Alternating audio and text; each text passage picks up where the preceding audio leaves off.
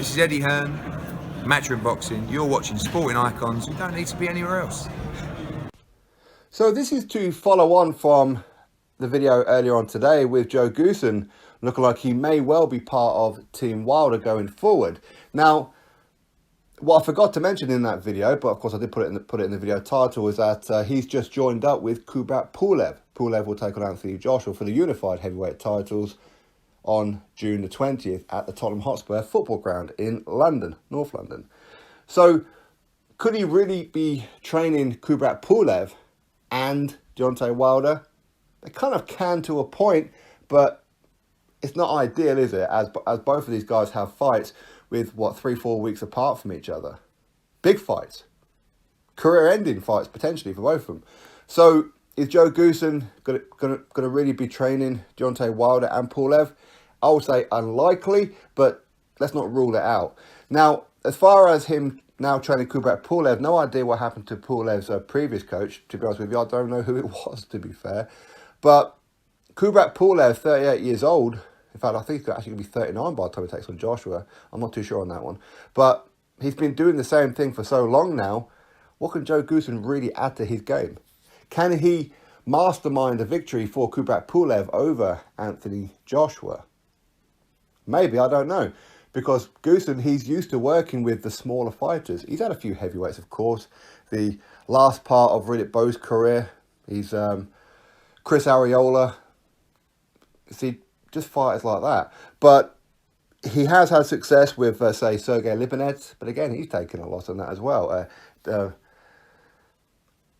Shane Mosley for a very brief period of time, if I remember rightly, as well. But is Joe Goosen the right kind of man to guide Kubrat Pulev? I don't know. I mean, what makes him different to what Kubrat Pulev's previous coach was? I have absolutely no idea.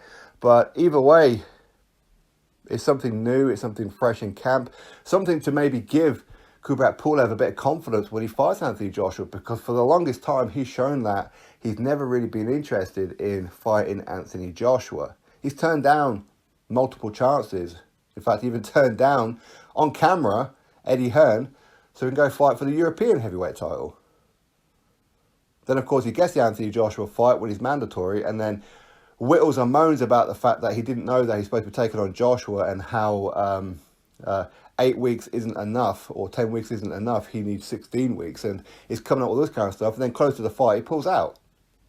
So for me, Kubrat Pulev, he hasn't been taking on the best competition around. He didn't really seem too interested in Anthony Joshua. Maybe by bringing in Joe Goosen, who may just give him some words of encouragement. Maybe. I don't really know what the whole thought process is behind Joe Goosen and why Joe Goosen out of everybody else. I don't know. I mean, if I was a fighter, there's nothing wrong with Joe Goosen, but he wouldn't really be the kind of name that I'd be looking to. I think that there's plenty of other ones around that may make him go, ooh, that'd be interesting. Like Sugar Hill, for example. Why not? He's done a great job transforming Tyson Fury, hasn't he? But anyway, it is what it is. Joe Goosen will in fact be in the corner of Kubrat Pulev when he takes on Anthony Joshua on June the 20th at the Tottenham Hotspur Football Club in London for the unified IBO, WBA, IBF, WBO heavyweight world titles. Drop your thoughts below, click thumbs up, subscribe. Catch you all on the next video.